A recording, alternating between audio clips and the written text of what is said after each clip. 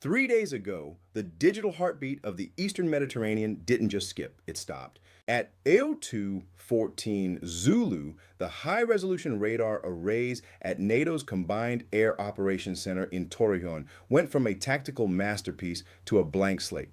No interference. No electronic warfare signatures. Just static. For 12 minutes, the most sophisticated eyes in the Western world were blind. And when the screens flickered back to life, the board had changed. A heavy-lift Ilyushin Il-76 transiting from the Russian airbase in Komaim hadn't just disappeared. It had been replaced. In its wake, 5 unidentified signatures were screaming south-southeast at Mach 1.8, hugging the jagged terrain of the Zagros Mountains, flying in a formation so tight it looked like a single jagged ghost on the glass. They weren't headed for a front line. They weren't headed for a dogfight. They were navigating a corridor that shouldn't exist toward a destination that changes the global math forever, Mehrabad. Forget what you think you know about regional proxy wars. Forget the tired headlines about tensions in the Middle East. It was his weed instructions. What we are witnessing is the midnight birth of a new apex predator. For 30 years, the Pentagon operated under a single arrogant assumption that the sky belonged to the West. That American stealth, Israeli intelligence, and NATO logistics formed an unbreakable ceiling. That ceiling just collapsed. When those wheels those wheels touched down on the tarmac at Tehran's Mehrabad International, the post-Cold War era didn't just end. It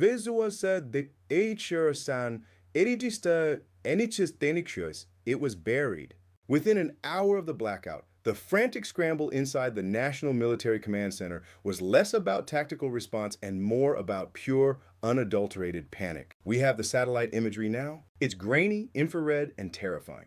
While the world slept, cranes at Mehrabad were offloading crates marked with the seal of the Sukhoi Design Bureau. But these weren't spare parts for aging F-14s. Analysis of the heat signatures and the dimensions of the airframes suggests something far more lethal. We're talking about the transfer of integrated sensor suites and electronic jamming pods that were, until last week, considered Russia's crown jewels, technology that was never supposed to leave the Federation. The analysts at Langley are currently staring at screens, trying to figure out how they missed the logistics trail. You don't just move a strategic air bridge overnight. This required months of ghost flights and no Sina and no spy and no and the civilian registered cargo planes flying dark through Turkish and Iraqi airspace, mimicking routine commercial routes while their bellies were full of advanced avionics and hypersonic telemetry data. It was a masterclass in masking. While the Pentagon was focused on the mud and trenches of the Donbass, the real tectonic shift was happening 30,000 feet above the desert. Why is the Pentagon terrified? Because the secret flights to Mehrabad represent the final piece of a puzzle we didn't even know we were solving. For decades, Iran has been the king of the asymmetric world. Drones, proxies, fast attack boats, they were dangerous, but they were contained. They didn't have the high-end keys to the kingdom. They didn't have the radar cross-section data to challenge a carrier strike group. They do now. This isn't just a regional skirmish. This is the collapse of a 30-year military order. Since 1991, the United States has relied on standard operating procedure, establish air superiority, suppress enemy air defenses, and dictate terms from the stratosphere. It's the Desert Storm playbook. It's been the foundation of every trade deal, every treaty, and every border in the modern world. But that playbook assumes the enemy is fighting with yesterday's tools. When Russia opened the Mehrabad Express, they didn't just sell weapons, they sold the blueprint for how to kill a superpower. They provided the data links that allow Russian satellites to talk to Iranian missile batteries. They provided the stealth detection algorithms that make the F-35 look like a flying barn door on an Iranian radar screen. Look at the map. Look at the Strait of Hormuz. For 30 years, that's been a Western lake. But if the air above it is controlled by a combined Russian-Iranian sensor grid, the oil stops moving. The insurance rates for global shipping quadruple overnight. The global grid doesn't just slow down, it seizes. We are looking at a total inversion of power. The Pentagon is realizing that their over-the-horizon capability is being neutralized by a partnership forged in the shadows of the Syrian desert. This isn't about two pariah states helping each other survive. It's about two military giants merging their DNA to ensure that no Western aircraft can fly east of the Mediterranean without permission. The scramble in Washington isn't about moving more troops. It's about realizing that the troops already there are suddenly, catastrophically vulnerable. The satellite photos from Mehrabad show more than just planes. They show the construction of a permanent, hardened command and control center, a little Moscow in the heart of Tehran. The intelligence failure here isn't a lack of data. We had the data. We saw the flights. We saw the tail numbers. The failure was imagination. We refused to believe that Moscow would be desperate enough or bold enough to hand over the keys to its most advanced technology. We thought there were red lines for the Russians too. We were wrong. Let's get one thing straight. Stealth was never a cloak of invisibility. It was a statistical gamble. It was the art of reducing a fighter jet's radar cross-section, its RCS, down to the size of a marble so it could get lost in the background noise of the sky. For 30 years, the US Air Force won that gamble. But at Mehrabad, the Russians just changed the house rules. They didn't just bring planes, they brought the S-500 Prometheus. And the Prometheus doesn't care about marbles. To understand why the S-500 is the stealth killer, you have to understand the geometry of a trap. Most Western stealth, like the F-22 or the F-35, is optimized to defeat X-band radars, those high-frequency precision targeting sensors. If you're an F-35 pilot, your skin is designed to soak up those X-band waves like a sponge or bounce them away at odd angles. But physics has a backdoor. It's called the L-band and the S-band. The S-500's architecture is a multispectral nightmare. It uses the 77T6 ABM engagement radar and the 91N6A acquisition radar in a synchronized dance. While the X-band is squinting to find a tiny reflection, the L-band, a lower frequency with much longer wavelengths, is washing over the sky like a floodlight. These longer waves don't get absorbed by stealth coatings. They don't care about the serrated edges of a fuselage.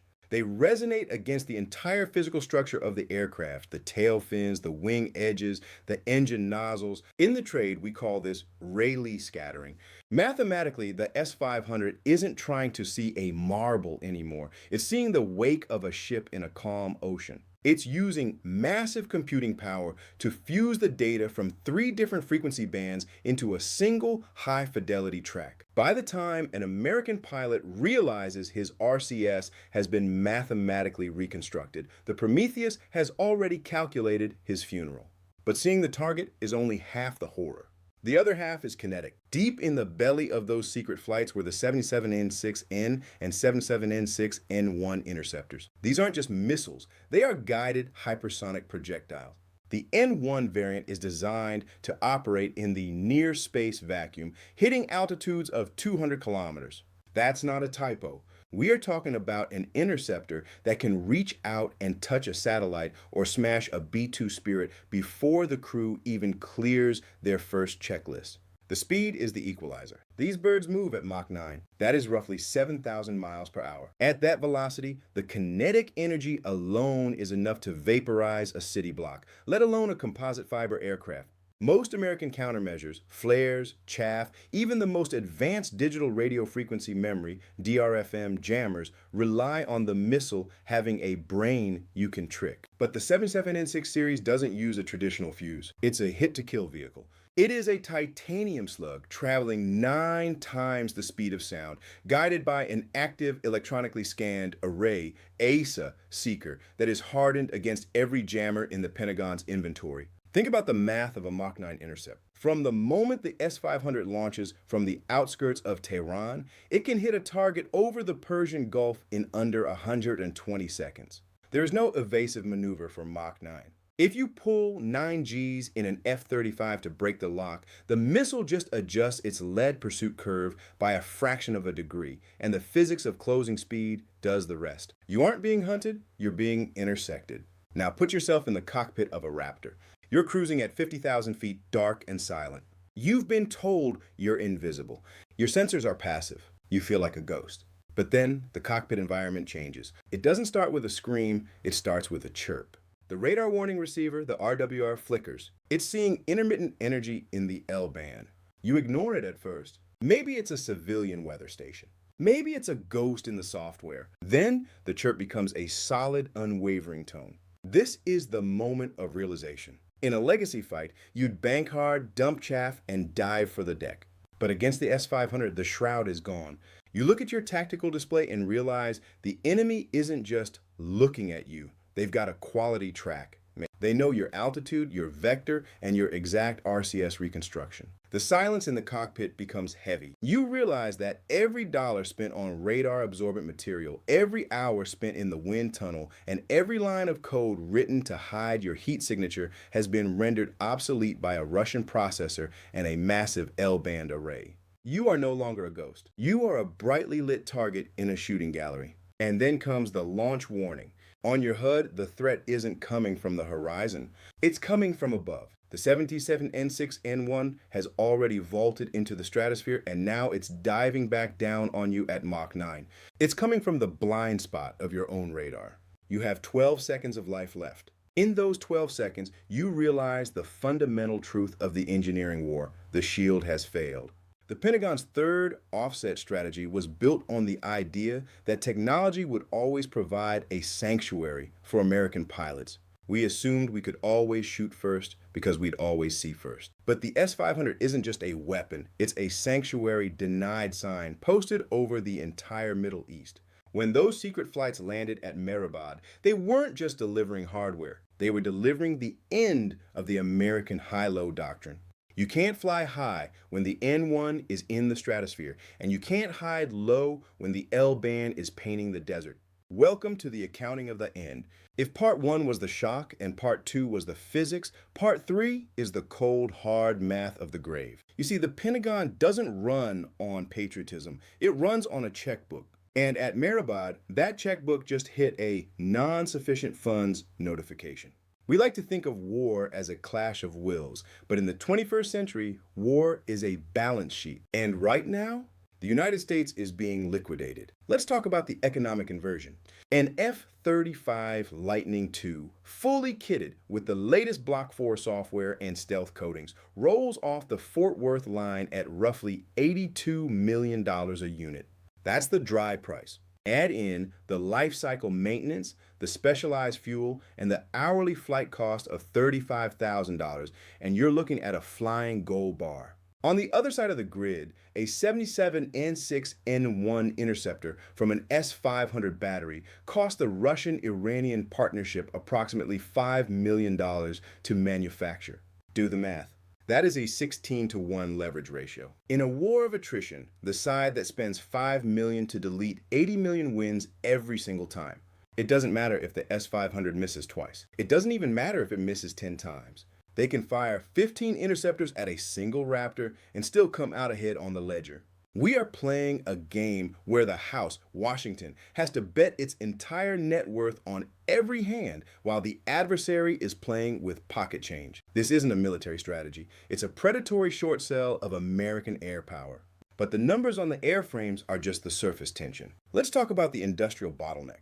If a carrier strike group loses 20 F-35s in a single Black Swan engagement over the Strait, those planes aren't coming back.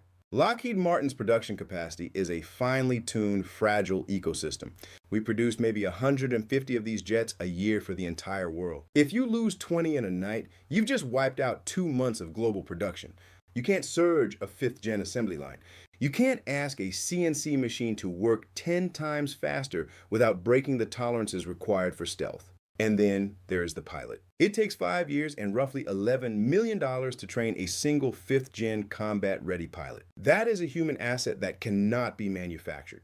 When an S-500 claims a cockpit, it isn't just killing a person. It is deleting a decade of institutional knowledge and millions in taxpayer investment. Russia and Iran don't have this problem. Their defense manufacturing is renewable in a way the West's isn't.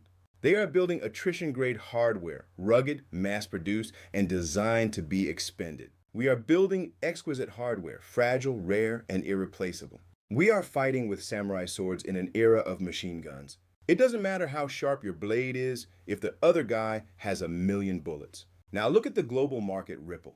This is where the secret flights to Mehrabad turn into a cardiac arrest for the global economy. The Persian Gulf is the jugular vein of the modern world. 20% of the world's petroleum passes through a notch in the map only 21 miles wide. For 30 years, that vein was protected by the American umbrella. Because the U.S. Navy controlled the skies, Lloyd's of London could insure a supertanker for a predictable premium. But the moment the S-500 achieved active coverage over the Strait, that umbrella turned into a lightning rod.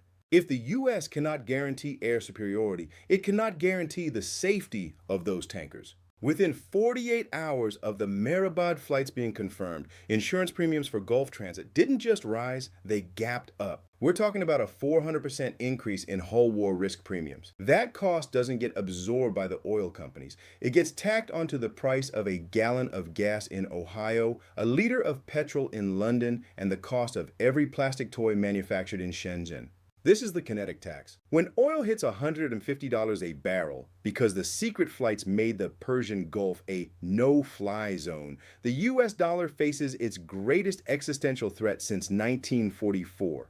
The petrodollar system relies on one thing: the world must trade oil in dollars because the US military provides the security for that oil. If the security is gone, the requirement for the dollar vanishes. Russia and Iran aren't just trying to shoot down planes. They are trying to de-dollarize the planet by proving that the global grid is no longer under American management. Every time an S-500 radar locks onto a Western asset, it's a signal to every central bank in the world to start diversifying into the yuan, the ruble, or gold. The economic weight is staggering. The Pentagon is currently staring at a scenario where they have to choose between losing the Air Force or losing the economy. If they challenge the S-500 and lose, they lose the tools to project power. If they don't challenge it, they concede the Gulf, the oil prices skyrocket, and the US dollar collapses under the weight of its own irrelevance. This is the gridlock. The secret flights to Mehrabad weren't a shipment of weapons. They were a foreclosure notice on the American century. We spent trillions building a military that was too expensive to lose, and our enemies responded by building a system that makes losing inevitable. The math is finished. The ledger is closed. Now look at the final move on the board, the post-Western map, and what happens when the global gridlock finally clicks into place. The board is set. The pieces have moved. And the map you grew up with?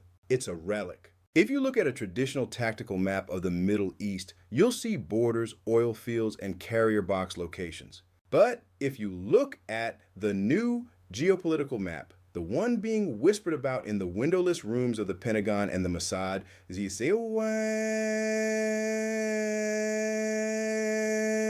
you see something else entirely. You see overlapping circles of denial. You see bubbles of sovereignty that no Western engine can penetrate. The S-500 batteries now active around Mehrabad and the Persian coast don't just defend Iranian soil. They project a 600-kilometer no-fly zone that extends across the entire Gulf, deep into the Arabian Peninsula and north into the Levant. This isn't a suggestion. It is a physical wall built of L-band frequencies and hypersonic interceptors. Within these circles, the F-35 is a legacy platform. The carrier strike group is a hostage. And the American red line has been erased by a Russian pencil. Let's talk about the regional fallout, because the first casualty of the Mehrabad flights isn't a plane, it's a doctrine.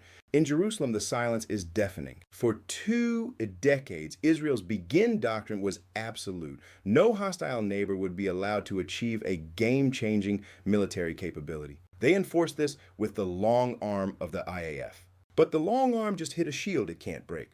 If Israel attempts a kinetic strike against the Iranian nuclear program now, they aren't flying against aging S-200s or even the formidable S-300. They are flying into a multi-spectral net that sees them the moment they rotate off the tarmac at Tel Nof. The Begin doctrine is dead.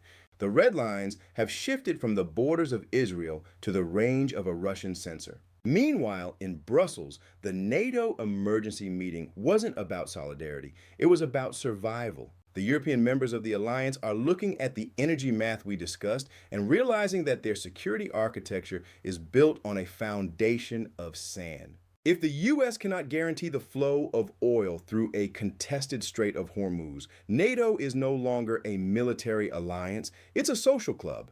The rift is widening.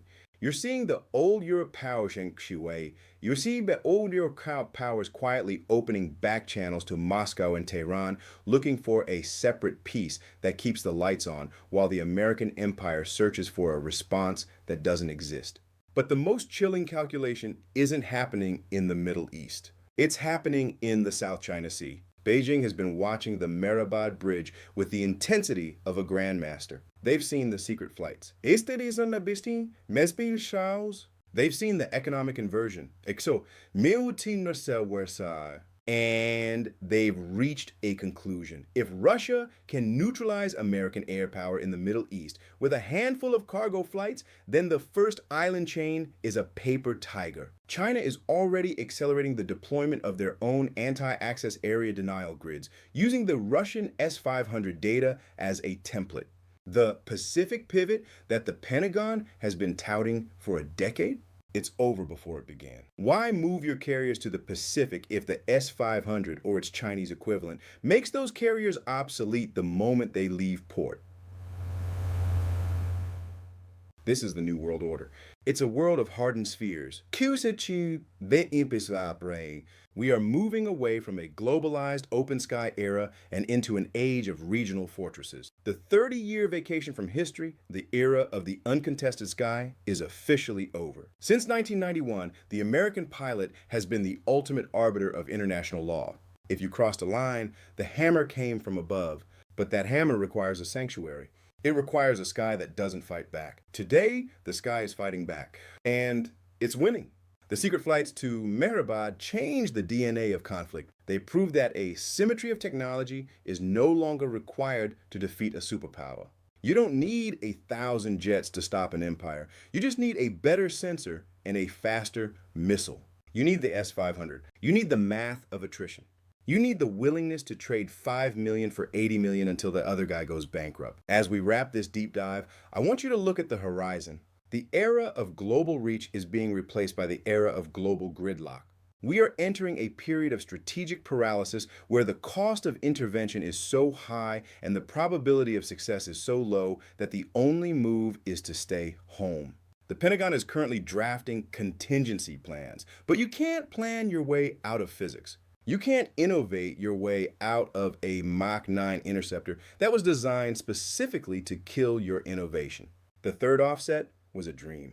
The S-500 is the alarm clock. The philosophy of the 21st century will not be written by the victors of the Cold War. It will be written by those who controlled the air bridges in the dead of night.